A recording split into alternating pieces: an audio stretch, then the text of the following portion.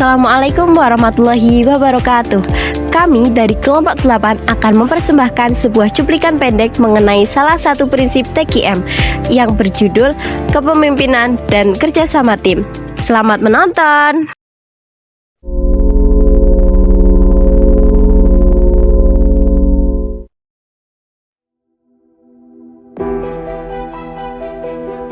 Sebuah organisasi mahasiswa mendapat amanah untuk membuat video edukatif sebagai bagian dari program kerja organisasi. Tujuan mereka bukan sekedar menyelesaikan tugas, tetapi juga menghasilkan video yang berkualitas dan bermanfaat bagi para penonton. Untuk mewujudkan tujuan tersebut, dibentuklah sebuah tim yang terdiri atas seorang ketua dan beberapa anggota. Namun tanpa disadari, hampir seluruh proses kerja masih bergantung pada ketua, sehingga keterlibatan anggota belum berjalan secara optimal. Kalian tenang saja, konsep itu saya yang handle. Wah, asik dong, konsepnya udah dibikinin. Oke, berarti kita tinggal ikut arahan ketua aja. Kondisi inilah yang kemudian menjadi awal munculnya permasalahan dalam tim.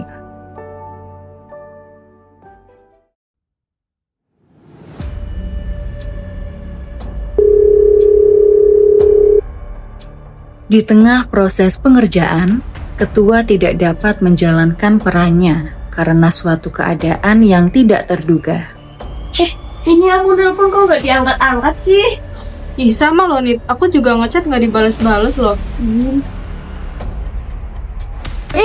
Sama, aku juga sempat nelpon tapi nggak diangkat. Masalahnya tuh ya, kan filenya di dia semua. Yaudah, gimana dong?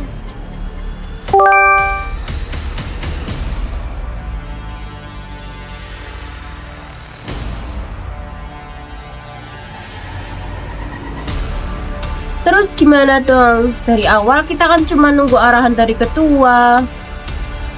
Bahkan, konsep yang kita bikin aja kita nggak tahu gimana itu. Terus gimana dong?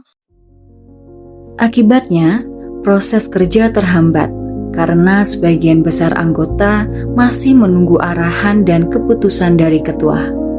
Kondisi ini menunjukkan bahwa kepemimpinan yang terlalu terpusat dapat menghambat jalannya organisasi apabila tidak diimbangi dengan kerjasama dan komunikasi yang baik.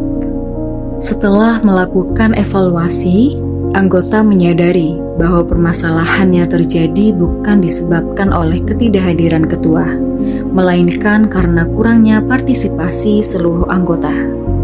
Mereka kemudian mulai berdiskusi, bertukar ide, dan mengambil tanggung jawab sesuai kemampuan masing-masing demi mencapai tujuan bersama. Melalui komunikasi yang terbuka dan pembagian tanggung jawab yang jelas, setiap anggota mulai berkontribusi secara aktif. Mereka saling membantu, saling memberikan masukan, serta terus memperbaiki hasil pekerjaan agar video yang dihasilkan benar-benar sesuai dengan tujuan yang telah ditetapkan. Inilah salah satu bentuk perbaikan berkelanjutan dalam penerapan Total Quality Management.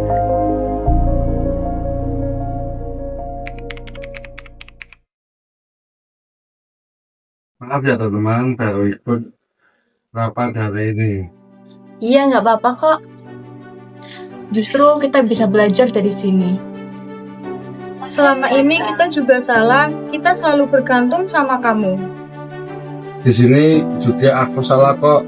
Seharusnya kita rembukan bareng-bareng dari awal. Dari pengalaman tersebut, dapat dipahami bahwa seorang pemimpin bukanlah orang yang mengerjakan atau mengatur semuanya sendiri. Pemimpin yang baik adalah pemimpin yang mampu memberdayakan anggotanya, membangun komunikasi yang efektif, serta menciptakan kerjasama tim yang solid. Ketika setiap anggota terlibat aktif dan terus berupaya meningkatkan kualitas hasil kerja, maka tujuan organisasi akan lebih mudah tercapai sesuai dengan prinsip Total Quality Management. Aku belajar bahwa seorang pemimpin itu bukan hanya bisa mengerjakan tugasnya sendiri. Aku juga belajar bahwasanya anggota juga harus aktif. Aku juga belajar bahwasanya komunikasi itu penting. Dan aku juga belajar bahwa kerja sama tim akan membuat hasil menjadi lebih baik.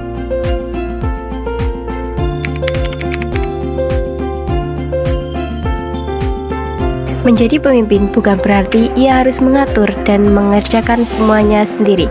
Pemimpin yang baik ialah seseorang yang mampu mengajak dan melibatkan tim, karena kualitas terbaik hanya dapat dicapai melalui kerjasama yang solid. Kami memilih kepemimpinan dan kerjasama tim karena dua prinsip ini merupakan dasar dari pengembangan teknik manajemen mutu. Kepemimpinan yang baik yaitu ia yang mampu mengarahkan serta memberdayakan seluruh anggotanya. Sedangkan kerjasama tim membuat setiap anggota mengetahui akan perannya dalam di tugas tersebut. Melalui tema ini, kami akan menyampaikan bahwa kualitas suatu organisasi tidak dapat dibangun oleh satu orang saja, melainkan kerjasama dari seluruh anggota kelompok.